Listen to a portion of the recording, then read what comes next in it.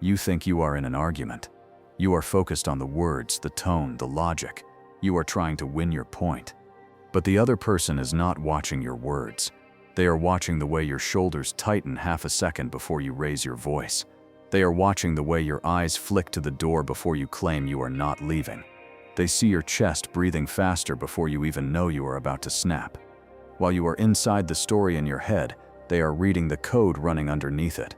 They already know if you are going to give in, explode, or walk away. And they are 3 moves ahead, adjusting every sentence to push you where they want you to go. In this video, you are going to step into that gap. You will learn to build a baseline for any person. Notice micro shifts in their behavior. Read the pre-action cues their body gives away. And then predict what their nervous system is about to do before their mind has written the excuse.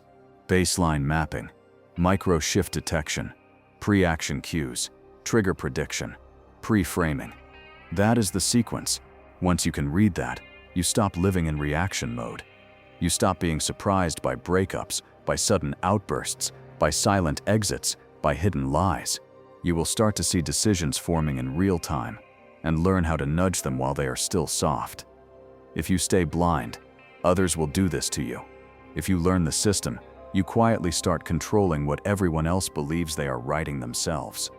Now subscribe before you lose the only channel that teaches dark psychology without filters. Once this disappears from your feed, you go back to being the one studied instead of the one who studies. The illusion of free will. How your body decides before you do. People love to believe they are in control, that they decide, then act. First comes the thought, then comes the movement. It feels true from the inside, but when researchers actually looked at the timing, the story collapsed.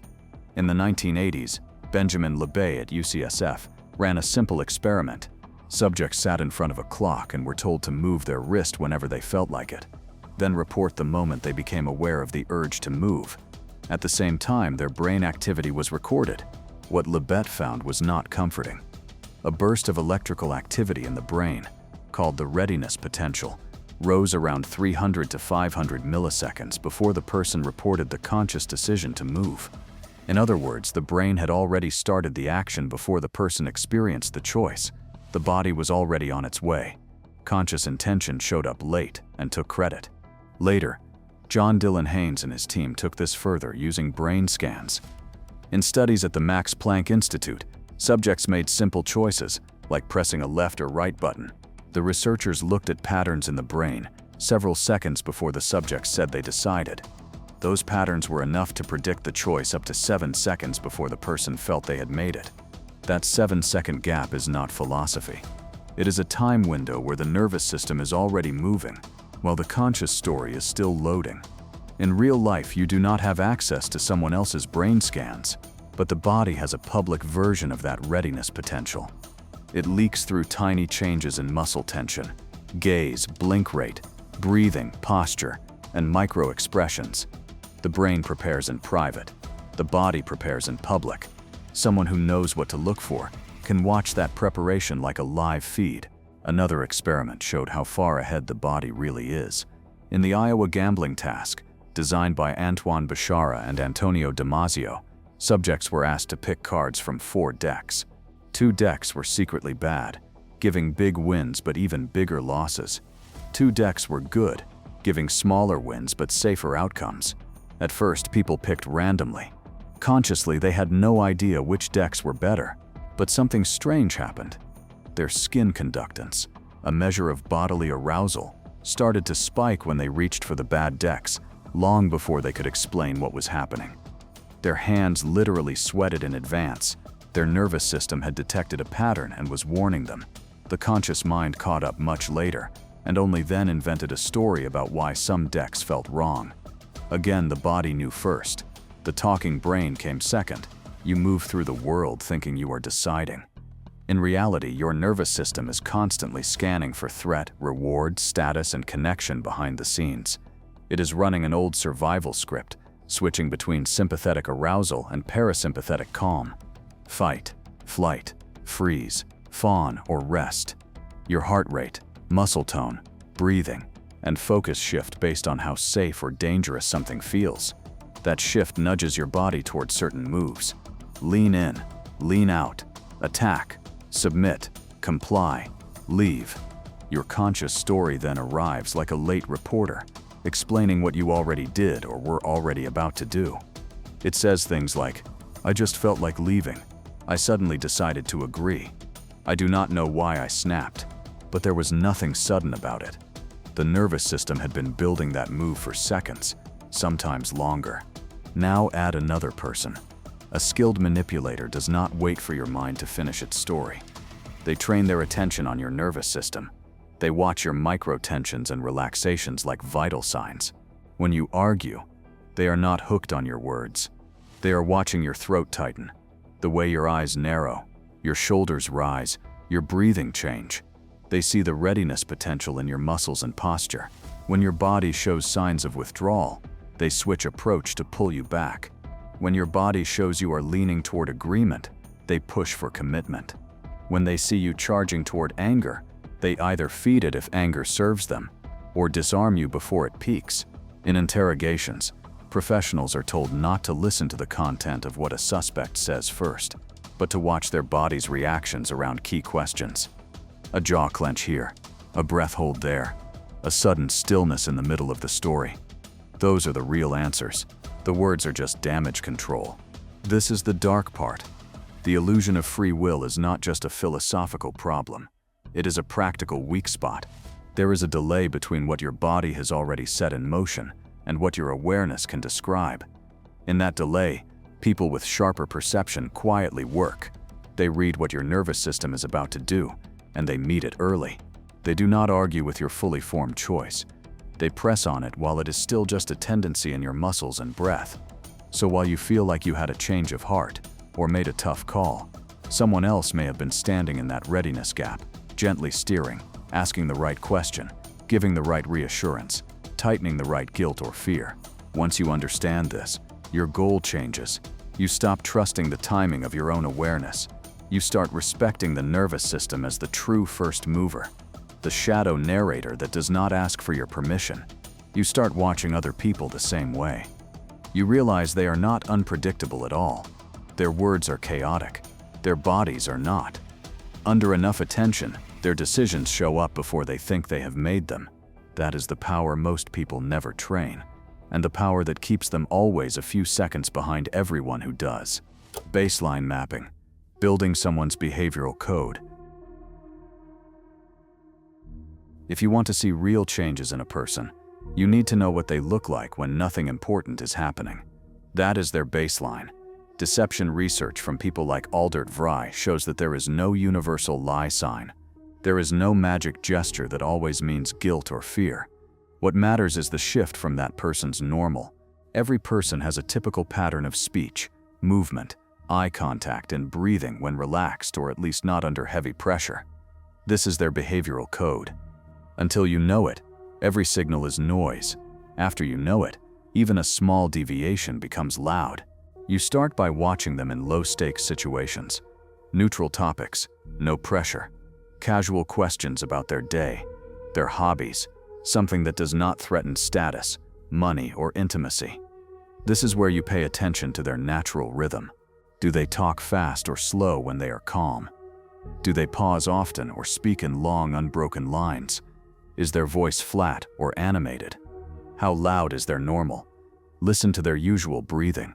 Is it belly-based and slow or high in the chest and shallow?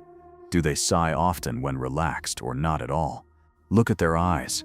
Do they hold eye contact while thinking or look away? Do they blink slowly or rapidly at rest? Do they glance around the room a lot or keep their gaze stable? Watch their posture. Do they lean forward with interest by default or sit back? Do they cross arms or leave their body more open? Keep going. Notice how their hands behave when they are not tense. Do they gesture a lot naturally? Do they touch their face often even when they seem fine? Do they bounce a leg as a habit or sit mostly still? Blink rate, fidgeting, sitting angle, the way they tilt their head when listening, the normal energy in their face, how often they smile or laugh when things are easy. This is why manipulative people often stay quiet at first. They claim to be shy. In reality, they are collecting this data. They are watching you across different scenes, with friends, at work, under small stress, while relaxed. They are learning your resting settings. Bella DePaulo and Mark Frank have shown that single cues cut from context are useless. Touching the nose, looking away, fidgeting. These are not lies on their own. But a change from baseline is gold. If someone who usually talks fast suddenly starts giving slow, clipped answers, something shifted. If a normally restless person goes still, something serious is happening inside. If a calm person begins to stumble over words or stack fillers like and you know, where they usually speak cleanly, their cognitive load just went up. You do not need to know why immediately. You just need to mark the change. You can even profile someone without speaking much. Spend 5 to 10 minutes simply existing near them in a few different settings. Watch them at a group dinner, at a casual meeting, during minor disagreement, during light work. How do they act when bored compared to when engaged? How do they respond to mild criticism versus praise? You are not looking for rare events. You are collecting averages. This is what their nervous system does at rest, at play, and under small pressure. That becomes your reference. Later, in a real argument, negotiation, or tense conversation, you will know instantly when they leave that range. Here is where the dark side shows. Narcissists and skilled manipulators often seem highly attentive in the beginning. They ask curious questions. They watch you closely. They remember small details. It feels flattering. It is not. They are calibrating. They are filing away your baseline responses to praise, attention, disagreement, small boundary pushes. They record what your face looks like when you are mildly offended but do not speak up. They notice how your voice changes when you are scared of losing approval. Months later, when they need you to doubt yourself, or beg, or over-explain, they use that stored pattern. They watch for the exact moment your body leaves the safe baseline they know, and they press on it. If you do not want to be that victim, you need the same skill. Start with observation before interpretation. Do not rush to meaning. Just learn how this person moves when nothing massive is on the line. Monitor their speech speed, volume, and rhythm. Map their normal blinking and gaze. Watch how they hold their body when they are just existing. Note their usual breathing pattern. You are building a private key, a mental template of their nervous system at rest. Once that template is solid, any deviation will stand out sharply. That is when you move into micro-shift detection, because now you have something to compare it all to. Without baseline, you are blind. With baseline, even the smallest change becomes information you can use. Micro-shift detection, catching the invisible changes. After you have someone's baseline, you start hunting for the moments when their body quietly changes state. These are micro-shifts. They are fast, often less than a second, and they look trivial if you are not trained to care. But these are the signals your nervous system gives off when it has just updated its internal picture. Interest, fear, disgust, attraction, doubt, resistance, compliance, all leave fingerprints in speech, eyes, posture, fidgeting, and breath. The person usually has no idea it happened. You do. Start with speech. Research in interrogation and deception shows that when internal pressure rises, speech often changes. But the direction depends on the person. Compared to their baseline, an anxious state can show up as faster talking, more fillers, more self-repair, more stumbling. The mouth is trying to outrun the discomfort. Or it can show up as slower, clipped answers, with longer pauses as they calculate or hold back. If someone who normally speaks smoothly suddenly floods the sentence with qualifiers like honestly, to be fair, to tell you the truth, there is a reason. If a relaxed storyteller turns into a short answer machine after a certain topic is raised, their system just moved. You are not looking for a single magic phrase. You are marking any sustained change in tempo, fluency, or volume that does not match the earlier pattern. Now the eyes. Paul Ekman and others showed that the face leaks emotions in flashes as fast as 1/25 of a second. A micro-expression is a tiny involuntary facial movement that reveals a hidden emotion before the mask covers it. A quick narrowing of the eyes with tension in the lower eyelids can show anger. A very brief widening with raised eyebrows can show fear or surprise. A one-sided lip raise can show contempt. If these flashes do not fit the words, believe the muscles, not the story. Blink rate also matters. A sudden spike in blinking can show increased cognitive load or stress. A sudden drop, almost daring, can show focus, sometimes hostility. Gaze shifts count too. A person who normally maintains casual eye contact, but suddenly starts darting their eyes away more often when answering a certain question, is broadcasting discomfort or conflict about that topic. Posture and movement carry even more. Autonomic arousal, the body's activation system, changes muscle tension. Shoulders rise slightly. The neck stiffens. Hands that were loose become rigid. A leg that was tapping may freeze. A body that was open may subtly angle away. Self-touch is important. Touching the neck, rubbing the face, adjusting the collar, all can be self-soothing when stress increases. But again, only relative to baseline. If someone always touches their face when thinking, it means nothing. If someone who never self-touches starts stroking the side of their neck once the conversation hits money or commitment, that moment matters. Foot behavior is brutally honest. Feet sliding toward the door, even slightly, can show a hidden wish to leave long before the person admits it. Breathing is your silent lie detector. When the sympathetic system kicks in, inhalations often become shorter, higher in the chest. People hold their breath just before saying something risky or hearing something they dread. Long, slow exhales usually signal relief, acceptance, or surrender. Listen closely. Did their breath stop mid-sentence after you raised a demand? Did they take a deeper, sharper inhale before they denied something? Did their exhale lengthen right after you gave them a way out? These are not random. They are the nervous system reacting before the mind has crafted its narrative. Treat clusters of micro-shifts as state change events. If you notice 2 or 3 changes hit at once, you have likely just watched a decisive inner turn. For example, you ask about a topic and instantly see a slight jaw tighten, a faster blink rate, and the body angle shift away. That cluster screams resistance or threat. You press for details, and they will likely get defensive or vague. Or you propose a compromise and see their shoulders drop, a small exhale, and their gaze soften. That cluster signals that their guard is lowering. Push too hard here and you might trigger regret. Move carefully and you can guide them into full agreement. The key is timing. The micro-shift tells you that the nervous system just moved. Whatever you say next will either lock in that new state or push it somewhere else. The truth is that people rarely flip from calm to rage, or from resistance to full compliance in an instant. Their bodies go through an in-between phase, and they leak it. The voice wobbles before the tears. The jaw flexes before the shout. The feet turn before the exit. The eyes harden before the rejection. When you become the kind of person who notices these micro-shifts, you stop being blindsided. You do not guess what people feel. You watch it as it forms. That is your early warning system and your control panel at the same time. Pre-action cues, how bodies telecast the next move. Now you move from state to action. Pre-action cues are the body's final preparations before doing something. The motor system is already firing. The choice is almost baked. Libet's research showed that the brain begins moving toward action before conscious awareness. Pre-action cues are that readiness, made visible.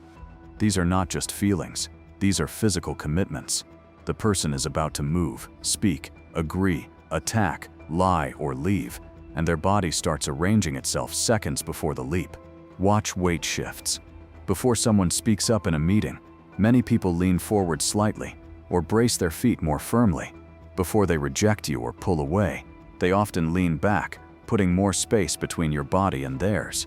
This can happen in slow motion across a conversation. Every time you push on a sensitive point, their torso inches away, then returns. That is their body saying no before their mouth does. Feet and hips tell you where they want to go. Law enforcement trainers often tell officers to watch the hips and hands, because those areas prepare for action first. A slight turning of the hips toward the door, paired with feet starting to aim the same way, is often the start of an exit script. They are not just restless, their body is aligning with their intended path. Gaze cues are just as revealing. Before someone reaches for an object, their eyes usually flick to it.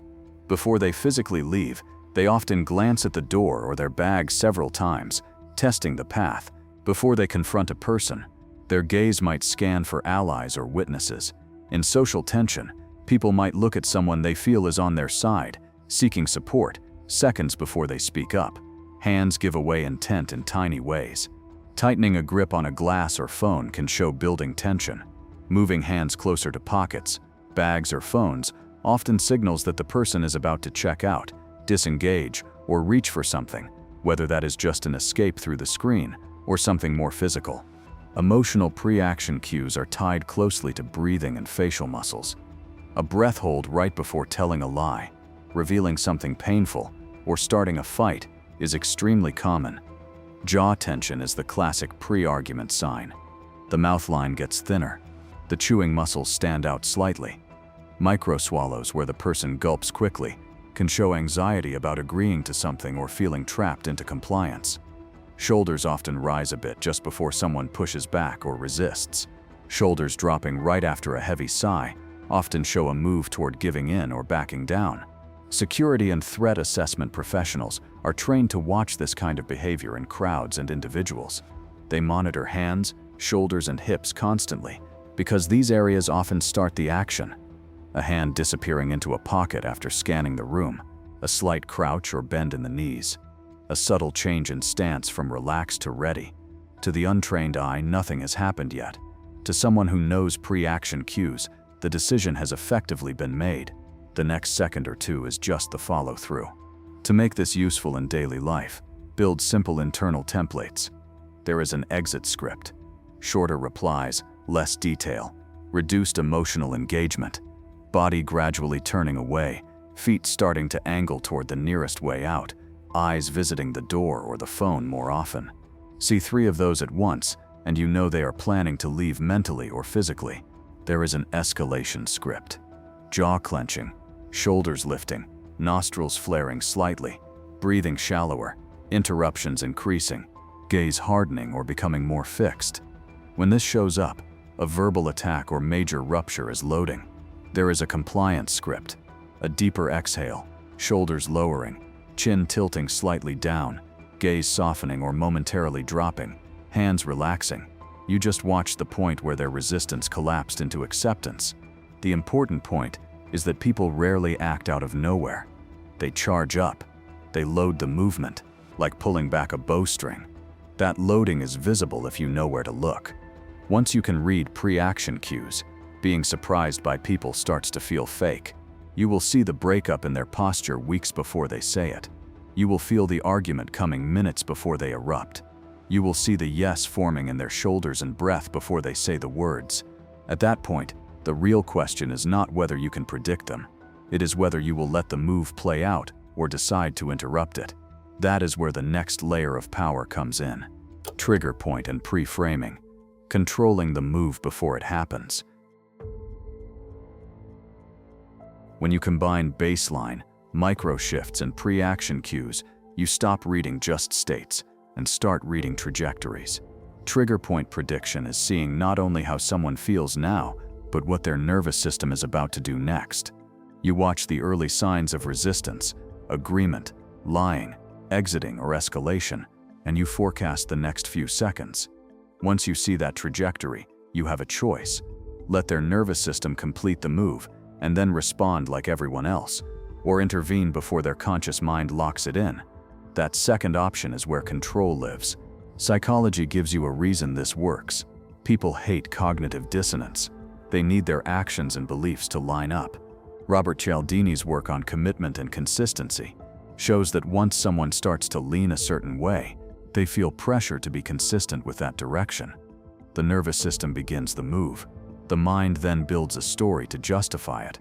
If you can get in during that brief middle zone, when their body has started to tilt but their story is still soft, you can steer the story. You are not fighting a fixed decision. You are shaping how it will be explained to themselves. Look for clear patterns. Agreement often shows up as a small cluster. Shoulders dropping a bit, a longer exhale, micro nods, more open palms, and steadier gaze. When you see that, they are on the edge of saying yes. If you push too aggressively now, you can trigger a new wave of resistance. If you slow down, reassure, and let them feel control, they will often talk themselves into the decision, Resistance has its own pattern: jaw tightening, eyes narrowing slightly, chin lifting, inhalation and hold, voice becoming sharper or slower compared to baseline. That is the moment they are about to push back, argue, or stall. You can crash into that wall, or you can shift the frame right before they speak. Lying often appears when cognitive load rises. The story takes more effort because it does not match reality. You might see slightly more pauses, longer time before answering, more qualifiers, more formal or distancing language, subtle gaze shifts, self-soothing gestures, and small shifts in pitch compared to their normal speech. When you spot this bundle as they start down that road, you know their nervous system has chosen the lie path. Their mind will build an excuse around it later. Exiting is another predictable track. Reduced speech, body turning away, feet shifting direction, eyes scanning the environment, checking the time or phone more often. If you pretend not to see this and keep demanding closeness or attention, you create resentment. If you notice early, you can either let them go on your terms or change the conditions that made them reach for the exit. Escalation is probably the most dangerous trajectory. Muscle tension rising, fists or hands tightening, lips pressing together, breathing getting faster, turn-taking breaking down, voice getting louder or flatter, interruptions increasing. At this point, the body is preparing for a fight, at least verbal. If you keep throwing fuel, you get the blow-up everyone later calls sudden. If you step in at the right moment and shift the frame, you can often sidestep it. That is where pre-framing comes in. Pre-framing means giving the nervous system a story to grab before it finishes forming its own. Research by Kahneman and Tversky on framing and by John Bargh on automaticity shows that the way information is presented heavily shapes emotional and behavioral responses, often without awareness. The same fact can feel like a threat or an opportunity depending on the frame. When you see someone about to resist, you can disarm it by naming the tension in a non-threatening way. For example, if their body shows hesitation, you might say, "You look like you are weighing some risks here," which makes sense. What is the main thing you do not like about this? You are giving their mind a path, cautious analysis instead of pure pushback. Their nervous system already tensed. You just told it that this tension means thoughtful concern, not outright refusal. That small reframe can pull them back from full defense. You can also redirect emotional momentum. If someone is charging toward attack, you can pivot that arousal into problem solving by shifting focus from blame to outcome. The key is to do it at the trigger point, when the pre-action cues show their system is loading but has not fired. Ask a targeted, future-oriented question. Offer a shared enemy or shared goal. Change the context so their energy has a different target. If they are about to exit, you can create a last condition frame. Their body is already leaving. Instead of clinging, you give them a structured way to stay just a little longer, on terms that favor you. If we just settle this one part now, you can think about the rest later. They keep their feeling of autonomy, but their trajectory bends. There is also the illusion of autonomy itself. People must feel like the choice is theirs, even when you have already narrowed the field. Give constrained options that all move in your direction, then watch their body lean toward one. Once you see that lean, you reinforce it. You validate the reasons that support the option their nervous system already half chose. Because of consistency pressure, they will now defend that choice as if it were entirely their own, even though you staged the conditions. Here is the part most will not admit. Once you can consistently read these trajectories and pre-frame, you are not just protecting yourself. You have the tools to manipulate. You can guide people into confessions by noticing when their body is softening and then framing honesty as relief. You can deepen emotional dependence by timing validation right when their nervous system is craving safety. You can push people toward financial or emotional commitments by stepping in at that exact breath where their body is leaning. Yes, but their mind is still uncertain. You arrive half a second early and present your path as the natural next step. Later they say they just felt it was right. You know better. This knowledge is not neutral. You cannot unsee body shifts once you learn them. You cannot pretend you do not know when someone is about to give in, blow up, or walk away. You either develop the discipline to use this awareness defensively, to avoid being steered, and to keep your own reactions under control, or you slowly become the person who steers everyone else. Refusing to learn because it feels dark does not protect you. It just leaves you blind while others watch your nervous system make decisions before you do. The gap between action and awareness is small, but it is enough for power. The question is who you want holding it.